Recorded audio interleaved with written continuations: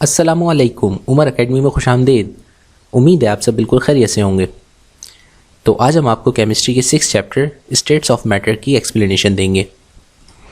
Matter के बारे में जैसा कि हम सब जानते हैं कि वो हमारे इर्द गिर्द मौजूद तमाम चीज़ें जो हमें नज़र आती हैं, जो हम महसूस करते हैं, उन तमाम चीज़ों को हम मैटर कहते हैं। मैटर हमारे पास हमारे इर्द गिर्द ऑब्ज़र्व करें तो 3 हालतों में पाया जाता है। या तो हम किसी भी चीज़ को पानी की तरह बहता हुआ लिक्विड स्टेट में देखते हैं, या हम किसी भी चीज़ को सॉलिड स्टेट में देखते हैं, जैसे ईंटें हो गई, पत्थर हो गए, मिट्टी हो गई, या हम किसी चीज़ को सिर्फ महसूस कर सकते हैं जैसे कि हवा, जो हमें नज़र नहीं आती। तो हमारे पास बुनियादी तौर पर जितना भी मैटर हमारे इर्द गिर्द मौजूद है हमारे यूनिवर्स में, जो हम देखते हैं दूर दराज सितारों में चमकते हुए रोशनियों को और अपनी दुनिया में, तो वो तमाम के तमाम चीज़ें जो हमारे इर्द गिर्द एग्जिस्ट करती हैं वो सब है मैटर। और बेसिकली हमने इसको अब तक 3 हालतों में ऑब्ज़र्व किया है, और इसी के बारे में अब तक आपको प्राइमरी और सेकेंडरी साइंसेस में पढ़ाया गया है कि मैटर की 3 स्टेट्स होती हैं, सॉलिड, लिक्विड और गैस। अब इस चैप्टर के अंदर हम इन 3 हालतों के बारे में, जिनको हम स्टेट्स ऑफ मैटर या फेजेस ऑफ मैटर कहते हैं, डिटेल में पढ़ेंगे। तो आगे एक्सप्लेन करने से पहले, अब चूँकि आप क्लास 9th में आ चुके हैं, तो आपकी इन्फॉर्मेशन में जो है थोड़ा सा इजाफा होना चाहिए। एक प्राइमरी बच्चे से ज़्यादा आपकी इन्फॉर्मेशन होनी चाहिए।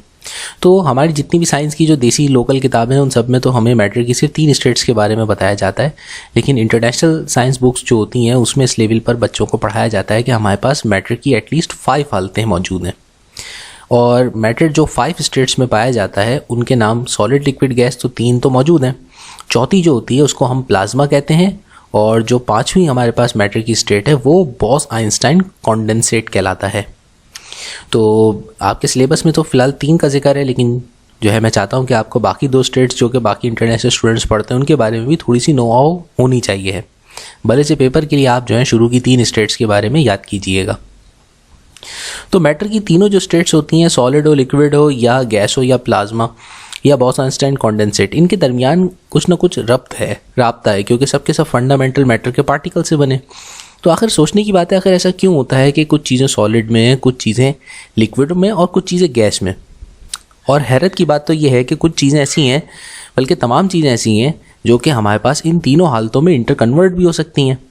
जैसे मिसाल के तौर पर अगर आप पानी की मिसाल लें, तो पानी को अगर आप फ्रीज़र में रख देंगे तो वो सॉलिडिफाई हो जाता है, बर्फ़ बन जाता है। और जब उसको फ्रीज़र से बाहर निकालेंगे तो वो नॉर्मल एटमॉस्फेयर में गर्मी को एब्जॉर्ब करके वो दोबारा से पानी बन जाता है।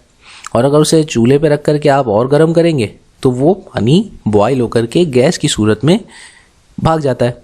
तो ये तीनों स्टेट्स में पानी के मॉलिक्यूल्स मौजूद होते हैं। तो आखिर ऐसा क्यों होता है? तो इन ऐसा होने की जो वजूहात हैं उनको हम जो है आज के चैप्टर में एक्सप्लेन करते हैं, और यही हमारा सबसे पहला टॉपिक भी है।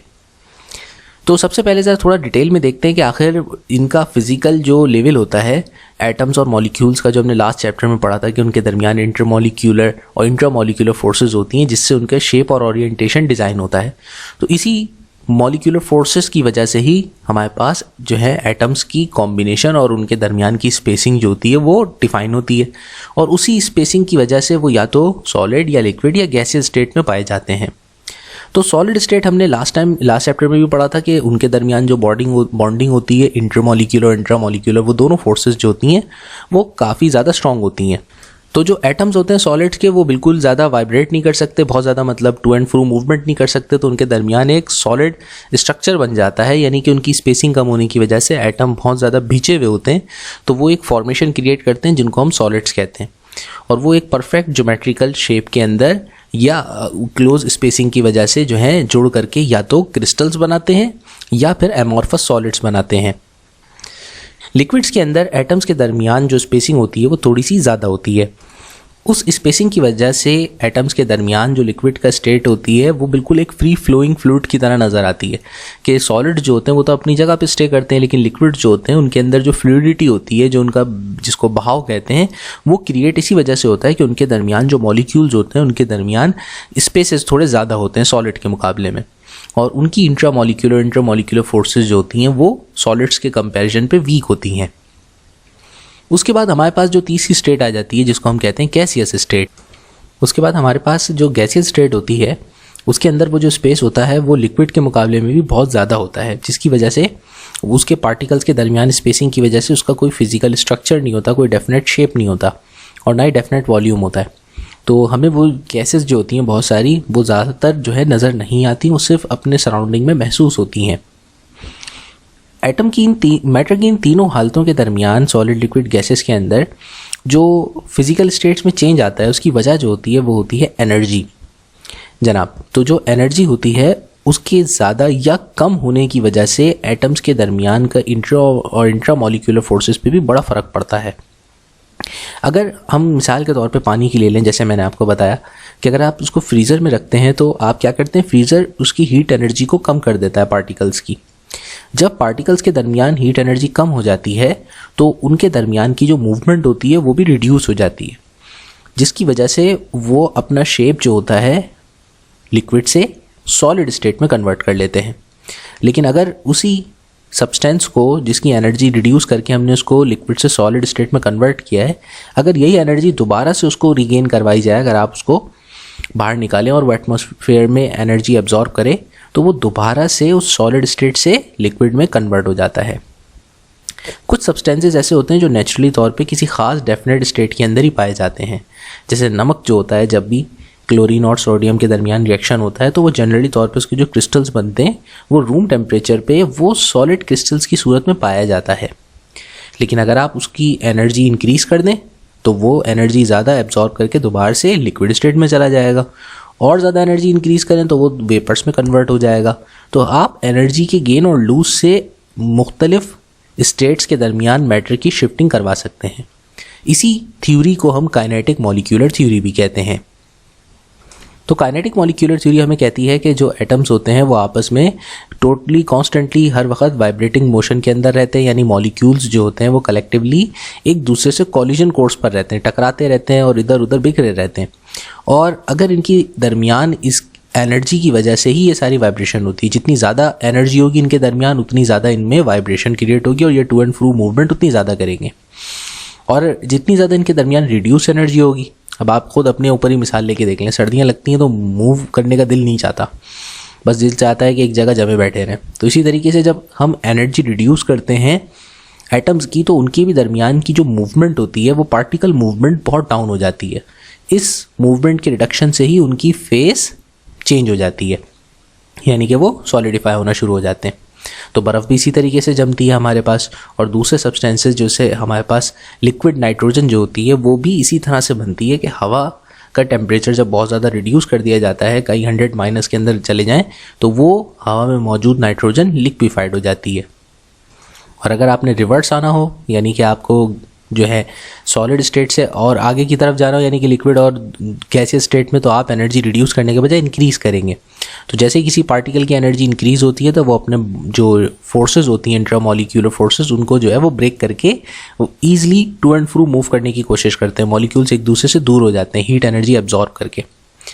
तो एनर्जी एब्जॉर्ब करने के बाद पार्टिकल्स की जो गर्दिश होती है, मूवमेंट तेज़ हो जाती है, फासला एक दूसरे से बढ़ जाता है, तो वो फिर सॉलिड के डेफिनेट क्रिस्टल स्ट्रक्चर में नहीं रह पाते। तो वो वाइब्रेशन इंक्रीज़ होने पे वो सॉलिड का स्ट्रक्चर टूट जाता है और वो जो है लिक्विफाइड स्टेट में कन्वर्ट हो जाते हैं। और अगर कॉन्टीन्यूस हीट गेन होता रहे उनमें तो फिर वो अगली स्टेट पे चले जाएंगे जिसको गैस कहते हैं। अब मैंने आपसे जिक्र किया था कि हमारे पास मैटर की दो और हालतें भी होती हैं जो कि हमारी नॉर्मल लोकल साइंस बुक्स के अंदर डिस्कस नहीं की जाती हैं। उनमें से एक हालत होती है जिसको हम कहते हैं प्लाज्मा, और दूसरी को कहते हैं बोस-आइंस्टाइन कॉन्डेंसेट। तो सबसे पहले आपको प्लाज्मा के बारे में बताता हूँ। क्या होगा कि अगर हम किसी भी गैसियस सब्सटेंस को, क्योंकि हमने कहा कि सबसे ज़्यादा हाईएस्ट एनर्जी जो होती है वो गैस लेवल की होती है, सॉलिड में सबसे कम एनर्जी होती है हीट एनर्जी, पार्टिकल्स मूव नहीं करते, उसको हीट एनर्जी दी, लिक्विड हो गया, लिक्विड को हीट एनर्जी दी, गैस हो गया। तो अब गैस को जो है जब अगर हम और ज़्यादा फर्दर हीट एनर्जी दें और इतने लेवल पर दें कि गैस जो है वो नॉर्मली तौर पर अपने जो प्रिंसिपल्स होते हैं, जो गैसियस लॉज होते हैं, उनको भी फॉलो करना बंद कर दे, बल्कि वो एक दूसरी सुपर एक्साइटेड हीटेड स्टेज में आ जाए, तो वहाँ पर वो बिहेव करती है just like a new material, जिसको हम प्लाज्मा कहते हैं। प्लाज्मा की जनरल डेफिनेशन होती है कि highly ionised and charged particles are called plasma that gives off energy in the form of light. तो जब आसमान पर बिजली कड़कती है तो उस बिजली के कड़कने की वजह से जो हमें जो लाइटनिंग नज़र आती है वो भी एक्चुअली प्लाज्मा होता है। और जो हमें सूरज पे जो रोशनी नज़र आती है ये भी वहाँ पर मौजूद हाइड्रोजन के प्लाज्मा स्टेट में होने की वजह से मौजूद है। और जितने भी जो सितारे हैं वो सारे के सारे जो है वो उस मैटर की हाईली एनर्जाइज फॉर्म में है, जिसकी वजह से वो लाइट इमिट करता है। और हमें यहाँ पर रात में ट्विंकल ट्विंकल चमकते हुए जो सितारे नज़र आते हैं वो कैसे नज़र आते हैं? सितारों पर भी तो वही मैटर मौजूद है जैसे दुनिया में मैटर मौजूद है। यही केमिकल कंपाउंड्स हैं हमारे यूनिवर्स में हर तरफ बिखरे हुए। तो वो सारे कंपाउंड्स जब हमें एक्साइटेड स्टेट में नज़र आते हैं, जैसे पानी में भी तो हाइड्रोजन है, तो पानी सूरज की तरह क्यों नहीं तपता? पानी क्यों नहीं सूरज की तरह हमें येलो लाइट देता? क्योंकि पानी में जो हाइड्रोजन है वो उस स्टेट में प्लाज्मा लेवल पर नहीं है, और सूरज के ऊपर वही हाइड्रोजन मौजूद है जो कि प्लाज्मा लेवल पर है। तो वो हमें हाईली एनर्जाइज फॉर्म में है, तो वो वहाँ से हमें लाइट इमिट करती है जो कि एक ख़ास उसकी फ्रीक्वेंसी की लाइट होती है सूरज की। तो जनाब ये होता है plasma, highly ionised and charged particles. अब दूसरी जो हमारे पास स्टेट है जो कि बॉस-आइंस्टाइन कंडेंसेट कहलाती है, ये नेचुरली तौर पर हमारे पास नहीं पाई जाती। नेचुरली तौर पर हमें सिर्फ प्लाज्मा तक सितारों में नज़र आता है और हम ज़मीन पर इसको आर्टिफिशियली क्रिएट भी कर सकते हैं। लेकिन बॉस-आइंस्टाइन कंडेंसेट जो होता है वो हमें नेचुरली तौर पर नज़र नहीं आता। ये लेबॉर्ट्री में 1995 में कुछ साइंटिस्ट ने आपस में मिलकर के जो है कोलैबोरेशन से एक एक्सपेरिमेंट कर रहे थे, जिसके दौरान उन्होंने ये स्टेट ऑफ मैटर जो है फॉर्म करी। तो ये आर्टिफिशियल स्टेट ऑफ मैटर, ये नेचुरली एग्जिस्ट नहीं करती। तो ये बनी कैसे? आखिर दिमाग में ये ख्याल क्या आया कि भाई बॉस-आइंस्टाइन कंडेंसेट बनाया जाए? तो जिस तरह अभी हमने, जब हमारे पास तीसरी एनर्जी की सबसे हाईएस्ट स्टेट थी जो कि गैसियस स्टेट थी, तो हमने सोचा अगर इससे भी ज़्यादा आगे अगर मैटर को एनर्जी दी जाए तो वो किस हालत में कन्वर्ट हो जाता है। तो पता चला इससे भी ज़्यादा एनर्जी की जो सबसे मैक्सिमम हालत होती है उसमें मैटर जो होता है प्लाज्मा बन जाता है।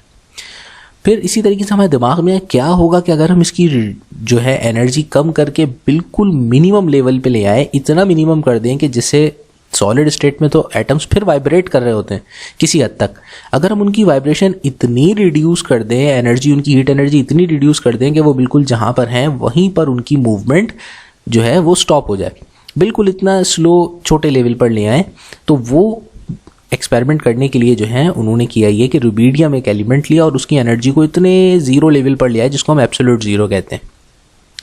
अच्छा भाई, तो एब्सोल्यूट ज़ीरो जो होता है, यहाँ फिजिक्स वाले कहेंगे ज़रा इसको भी एक्सप्लेन कर दें। भाई एब्सोल्यूट ज़ीरो में और जो नॉर्मल ज़ीरो होता है उसमें फ़र्क होता है। बड़े छोटे का फ़र्क नहीं होता भाई, ज़ीरो ज़ीरो होता है। लेकिन एब्सोल्यूट ज़ीरो टेम्परेचर का वो लेवल होता है जिस पर टेम्परेचर आपको -273 डिग्री सेल्सियस मिलेगा। जैसे हम कराची में जो टेम्परेचर आ रहा होता है ना, तो उसको मेजरिंग लेवल सेल्सियस स्केल पे करते हैं। तो हम बताते हैं कि भाई आज 40 डिग्री सेंटीग्रेड टेम्परेचर है या 30 डिग्री सेंटीग्रेड टेम्परेचर है। तो अगर आप ये टेम्परेचर रिड्यूस करते करते आप आ जाएँ माइनस पे, -1 -2, तो आप लगेगा कोयटा पहुँच गए। और नीचे चले जाएँ आप हिमालय की पहाड़ियों पे, तो -10 15 तक चले जाएंगे। अब आप इससे भी गिरते गिरते अगर आप इतना ज़्यादा माइनस टेम्परेचर क्रिएट करें, आर्टिफिशियली हो सकता है, जो कि -273, जो कि हमारी लास्ट लिमिट है, इससे ज़्यादा हमने रिड्यूस्ड टेम्परेचर्स रिकॉर्ड मेजर नहीं किए, ना कर सकते अभी फ़िलहाल। तो इतने ज़्यादा रिड्यूस लेवल पर एनर्जी के जब टेम्परेचर इतना ज़्यादा डाउन हो जाता है तो -273 हमारा एब्सोल्यूट ज़ीरो कहलाता है, यानी temperature at which the minimum heat energy exist और almost no heat energy exist. तो जिसकी वजह से होता यह है कि एटम के अंदर वाइब्रेशंस रुक जाती हैं। और फिर इस लेवल पर अब हुआ क्या, जब हमने ये लेबॉर्ट्री के अंदर ये स्टेट क्रिएट करी, तो एटम्स ने, जब एटम्स की वाइब्रेशन रुक गई तो आपस में जो एटम्स मौजूद थे जिस सब्सटेंस रुबीडियम के, उन्होंने एक दूसरे के साथ क्लस्टर बना करके एक सुपर एटम क्रिएट कर लिया। यानी रुबीडियम के छोटे छोटे अलग अलग एटम्स की जगह वो सारे मर्ज होकर के एक सुपर एटम बन गया, एक बड़ा सा एटम बन गया। तो वो जो हालत फिर जो बनी मैटर की, उसको हम कहते हैं बॉस-आइंस्टाइन कंडेंसेट। और ये बड़ी दिलचस्प मैटर की स्टेट थी। क्यों? क्योंकि इस मैटर की स्टेट के आसपास से जब रोशनी पास आउट होती है तो रोशनी की रफ्तार में फ़र्क पड़ जाता है, यानी कि ये रोशनी की रफ्तार पर असर डालती है, उसको स्लो डाउन कर देती है। साथ साथ ये एक ऐसा मैटर क्रिएट होता है जिसके अंदर नो रेजिस्टेंस होती है, यानी कि सुपर फ्लूइड जिसको कहते हैं, कि जो कि बिना किसी फ्रिक्शन के बहुत ही तेज़ी से बहेगा। अब जैसे मिसाल के तौर पर अगर मैं आपको बिठाऊं और आपके सर पे एक गिलास पानी का उंडेल दूं, तो आपके पास भागने का इतना मौका नहीं होगा। जैसे ही मैं गिलास को टर्न करूंगा आपके फ़ौरन पानी सर के ऊपर गिर जाएगा। लेकिन अगर आपके ऊपर मैं शहद का गिलास जो है ना इन्वर्ट करूं तो अब आप भाग जाएंगे, क्योंकि शहद को नीचे एकदम से नहीं गिरता, उसको नीचे गिरने में टाइम लगता है। क्यों? क्योंकि उसकी जो फ्लूइडिटी होती है वो बड़ी स्लो होती है, उसके पार्टिकल्स के दरमियान जो होती है वो एडिशन यानी कि अट्रैक्शन ज़्यादा होती है और वो बहुत स्लो फ्लूइड करता है। तो जनाब वो आइडियल नहीं है। और पानी से भी ज़्यादा अगर तेज़ कोई चीज़ बह सकती है, बहुत ही ज़्यादा सुपर फास्ट, तो वो ये बॉस-आइंस्टाइन कंडेंसेट मटेरियल होता है। तो ये जो होता है सुपर फ्लूइड होता है, और ये जो है ना इसकी हम अभी एक्सपेरिमेंटल स्टेजेस में हैं और अभी तक हम इसकी प्रॉपर्टीज़ जो है स्टडी कर रहे हैं। क्योंकि अभी हमारे पास नेचुरली तो एग्जिस्ट नहीं करता, तो इसे आर्टिफिशियली क्रिएट करके ही इनके ऊपर रिसर्च की जाती है। और टेम्परेचर का -273 से इंक्रीज़ करेंगे तो दोबारा जो है मैटर दोबारा से अपनी फेसेस शिफ्ट्स चेंज कर लेगा।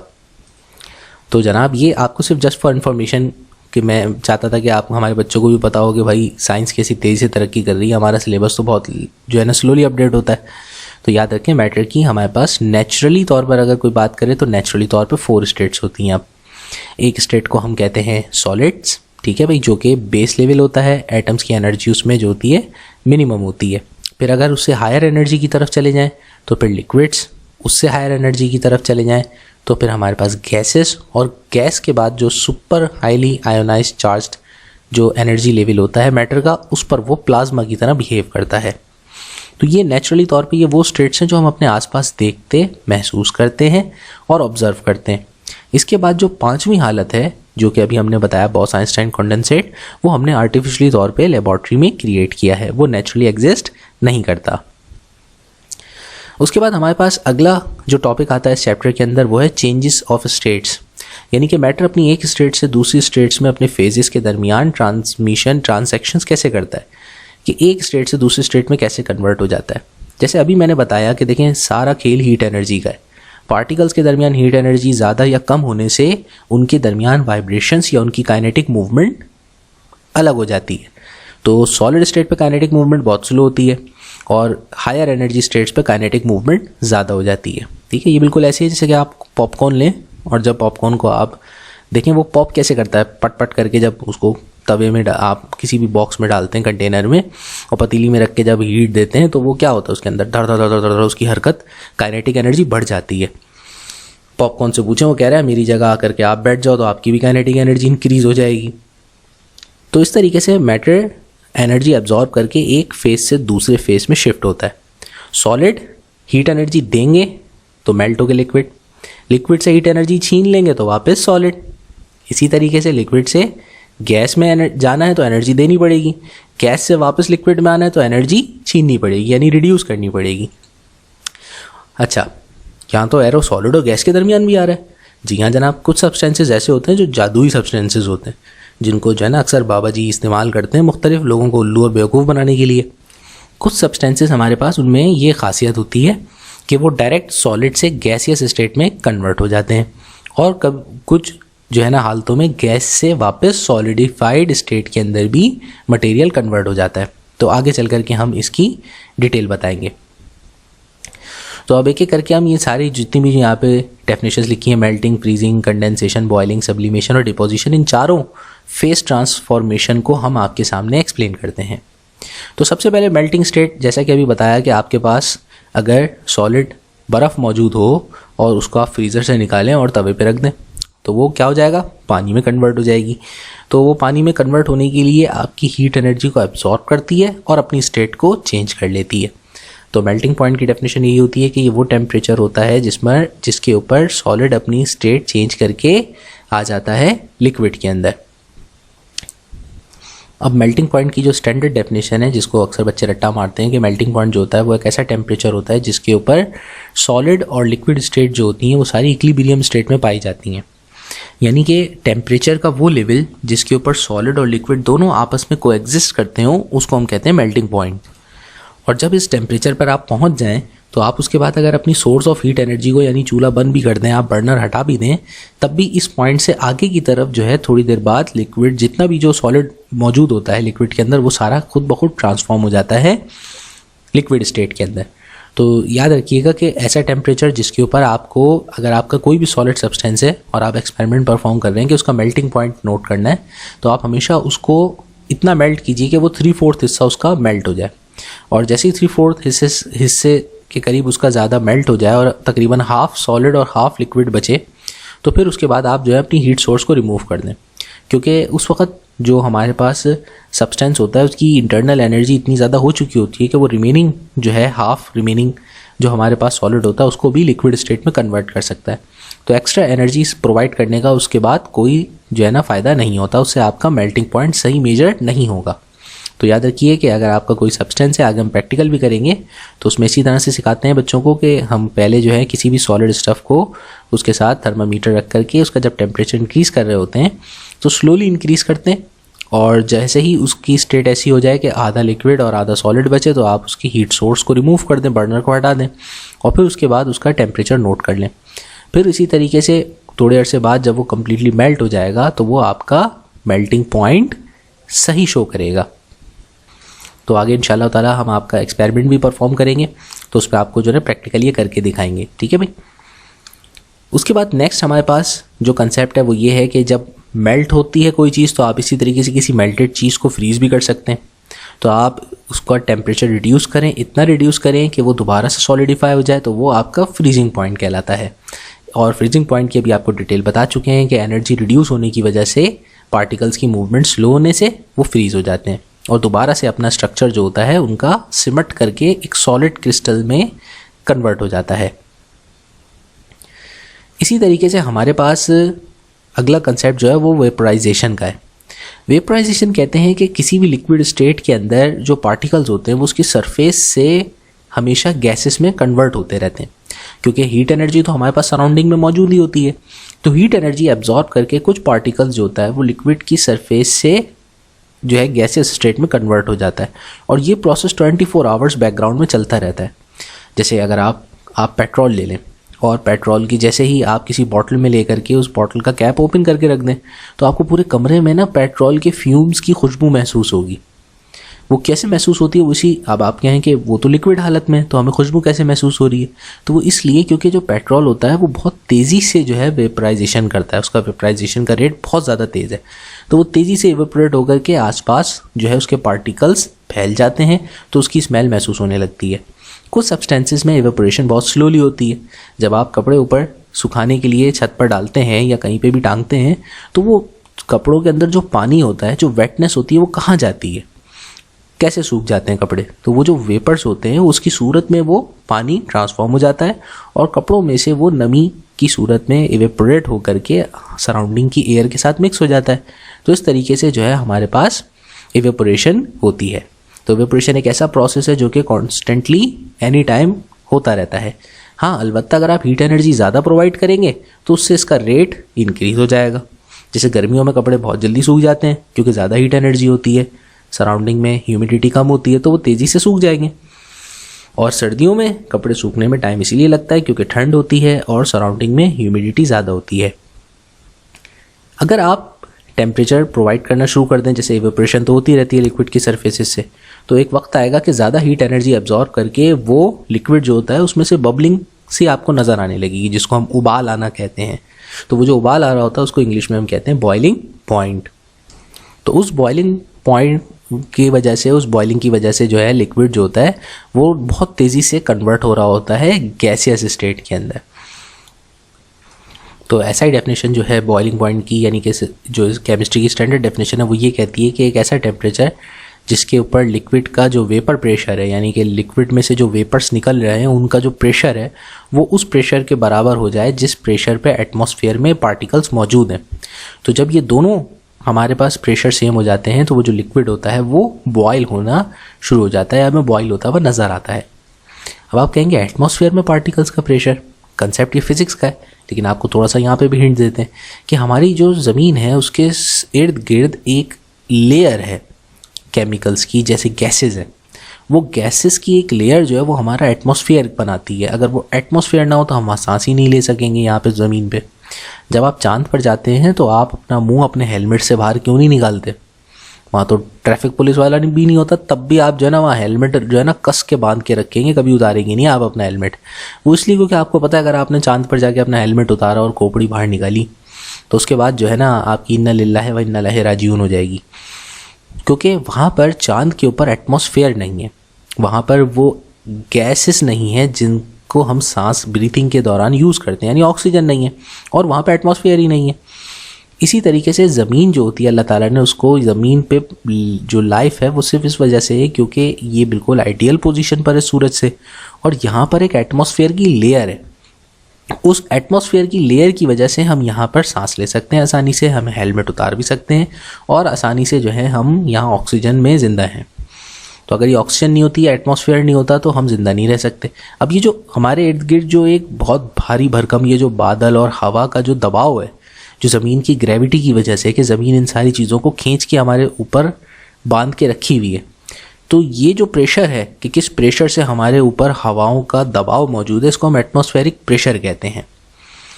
और इस एटमॉस्फेरिक प्रेशर के बराबर अगर आपका लिक्विड का वेपर प्रेशर हो जाए तो फिर वो जो लिक्विड होता है वो लिक्विड के अंदर गैसेस के बबल्स की सूरत में उबलता हुआ नज़र आता है। इस कंसेप्ट को हम बॉइलिंग कहते हैं।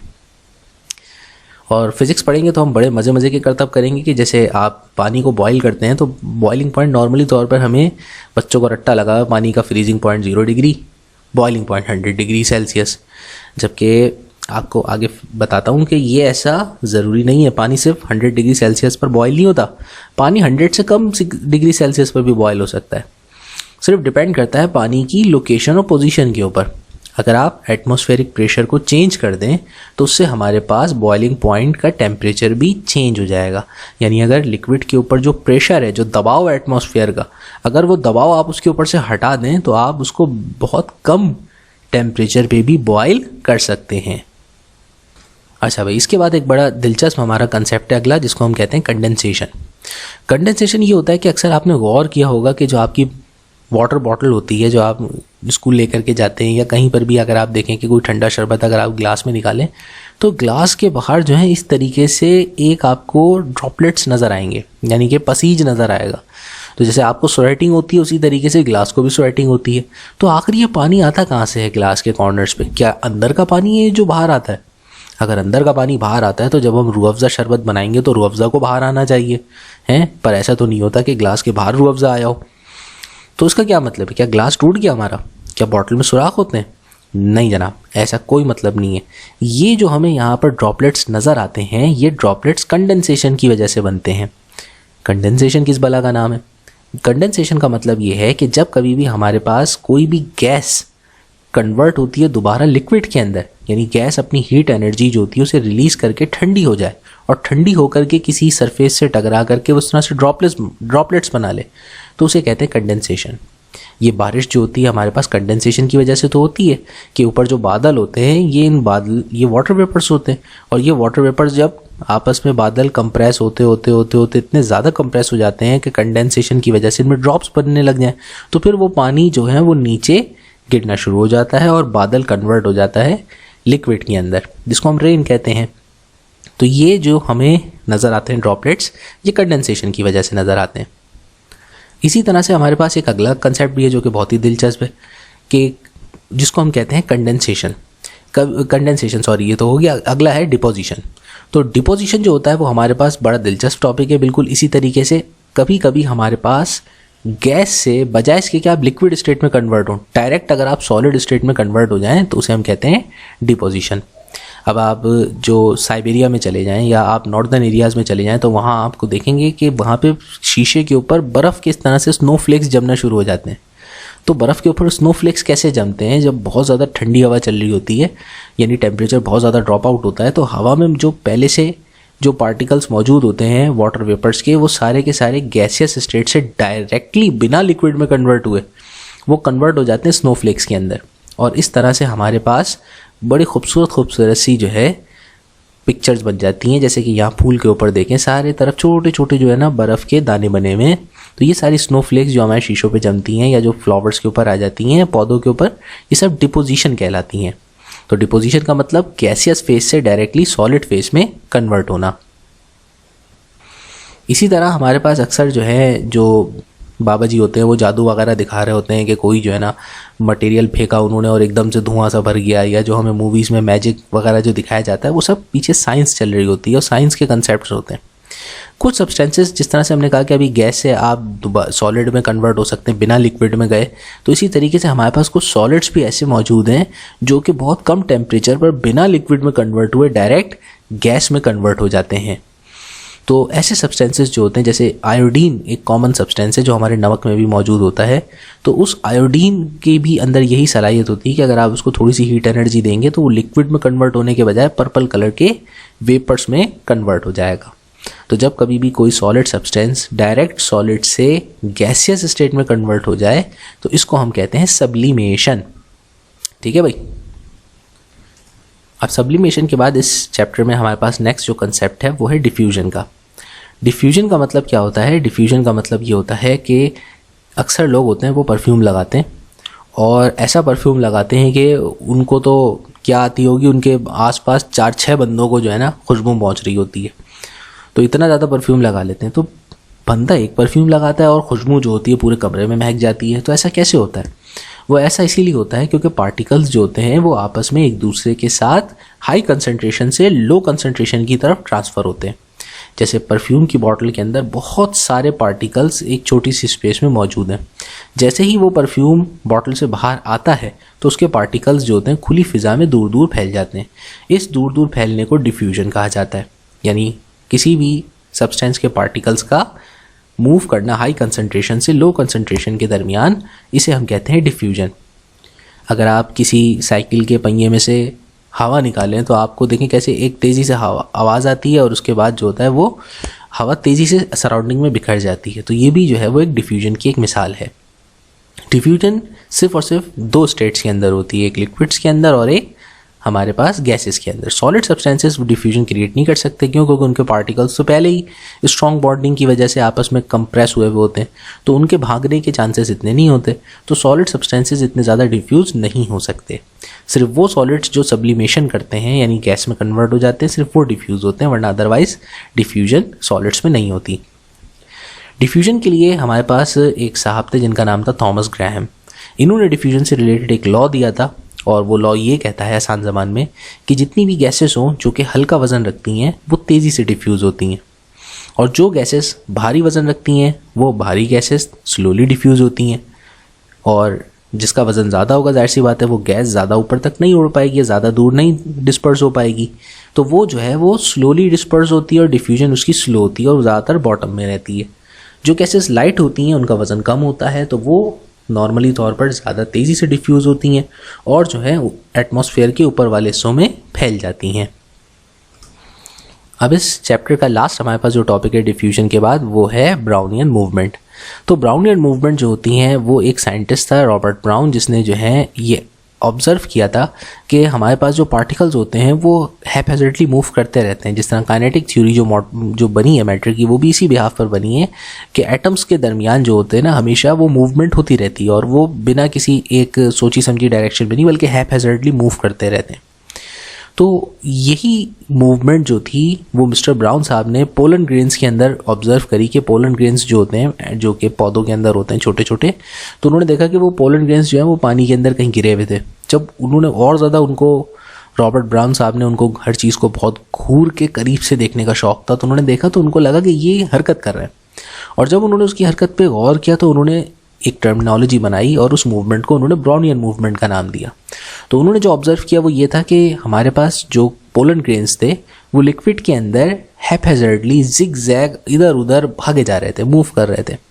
तो ये जो मूवमेंट थी पोलन ग्रेन्स की, या आसान ज़बान में कहा जाए किसी भी सस्पेंशन के अंदर किसी लिक्विड के अंदर सॉलिड पार्टिकल के कंटेंट्स मौजूद हों तो वो एक जगह टिक के नहीं बैठते, वो भी मॉलिक्यूल्स के दरमियान फोर्सेस की वजह से हैपहैज़र्डली मूव करते रहते हैं।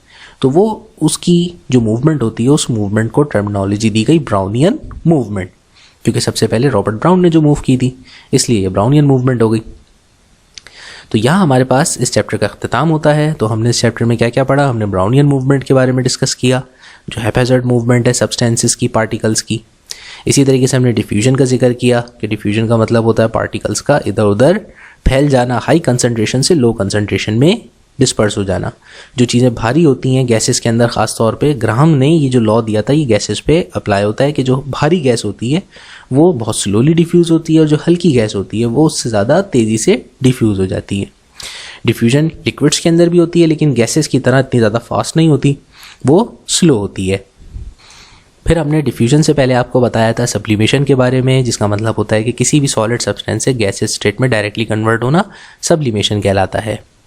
सब्लिमेशन से पहले हमने पढ़ा डिपोजिशन के बारे में, जिसमें डिपोजिशन में कोई भी gas particles directly solid state में ट्रांसफॉर्म हो जाते हैं बिना इसके बीच वाली लिक्विड स्टेट में कन्वर्ट हुए, तो उसे डिपोजिशन कहते हैं। उससे पहले हमने पढ़ा कि आपकी बोतल में सुराख नहीं होता, ना ही ग्लास टूटा हुआ होता है, बल्कि वो जो आपको ठंडा लिक्विड डालने के बाद उसके सराउंडिंग में जो पसीज नज़र आता है, जो वाटर ड्रॉपलेट्स नज़र आते हैं, वो कंडेंसेशन की वजह से होते हैं। कंडेंसेशन का मतलब लिक्विड्स का गैसेस का लिक्विड्स में कन्वर्ट होना कंडेंसेशन कहलाता है।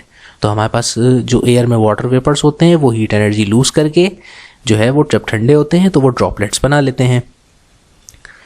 उससे पहले हमने पढ़ा था बॉइलिंग के बारे में कि बॉइलिंग क्या होती है और वेपराइजेशन क्या होती है और इवेपोरेशन क्या होती है। तो वेपराइजेशन कहते हैं किसी भी लिक्विड से गैसेस स्टेट में ट्रांसफॉर्म होने को, और इवेपोरेशन जो होती है ये एक स्लो प्रोसेस है जो कि कॉन्स्टेंटली होती रहती है लिक्विड्स के अंदर। और अगर आप इसको टेम्परेचर प्रोवाइड कर दें, यानी कि इसको हीट एनर्जी आप ज़्यादा प्रोवाइड करें, तो उससे जो है ये फिर तेज़ी से होगी, एनर्जी जल्दी एब्जॉर्ब करेंगे, और जब पूरे लिक्विड का वेपर प्रेशर एटमॉस्फेयर के प्रेशर के बराबर हो जाएगा तो वो स्टेट बॉइलिंग कहलाएगी। इससे पहले हमने पढ़ा कि किस तरीके से सॉलिड सब्सटेंसेस क्रिएट किए जा सकते हैं लिक्विड से। अगर आप टेम्परेचर रिड्यूस कर दें तो एक पॉइंट आएगा जिस पर वो सब्सटेंस लिक्विड से फ्रीज होकर के सॉलिड क्रिस्टल्स बना लेगा, सॉलिड में चला जाएगा तो वो फ्रीजिंग कहलाएगी। इसी तरह अगर कोई पहले से ही फ्रोजन सब्सटेंस आपको मिले सॉलिड स्टेट के अंदर, और उस सब्सटेंस को अगर आप हीट एनर्जी प्रोवाइड करें तो वो मेल्ट होना शुरू कर देगा, जिसको हम आसान ज़बान में मेल्टिंग कहते हैं या फ्यूजन भी कह सकते हैं। तो फ्यूजन का मतलब भी यही होता है कि कोई सब्सटेंस सॉलिड से लिक्विड स्टेट में कन्वर्ट हो तो वो फ्यूजन कहलाती है। इससे पहले हमने बताया कि भाई ये तीनों मैटर की जो फेजेज हैं, सॉलिड लिक्विड गैसेस, इनके दरमियान इंटरकन्वर्जन हो सकती है, और ये इंटरकन्वर्जन सिर्फ और सिर्फ एनर्जी के गेन या लॉस करने की वजह से क्रिएट होती है। और जितनी भी हमने ये जो डेफिनेशंस पढ़ी हैं 6 के 6, ये सब की सब आपस में इंटरकन्वर्जन की वजह से क्रिएट हुई हैं। इससे पहले फिर हमने आपको बताया था कि बॉस आइंस्टाइन कंडेंसेट कैसे बनता है, और मैटर की जो 4 स्टेट्स हैं उनके नेचुरली तौर पर जो एग्जिस्ट करती हैं 4, और एक जो बॉस आइंस्टाइन कंडेंसेट है ये हमारे पास आर्टिफिशियली तौर पे एग्जिस्ट करने वाली मैटर की स्टेट है। तो ये हमारा चैप्टर था, इख्तिताम पजीर हुआ, जिसका नाम था states of matter. Thank you.